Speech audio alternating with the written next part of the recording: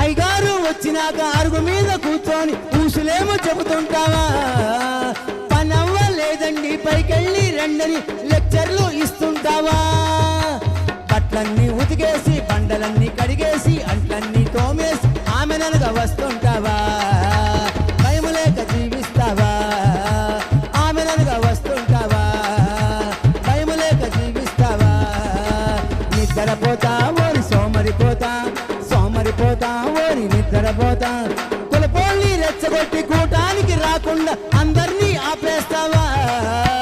నా మాట గెలిచిందని విర్రవీగుతూ నీవు కాలరేమో ఎగరేస్తావా? బుద్ధి లేదా నీకు సిగ్గు లేదా? బుద్ధి లేదా నీకు సిగ్గు లేదా?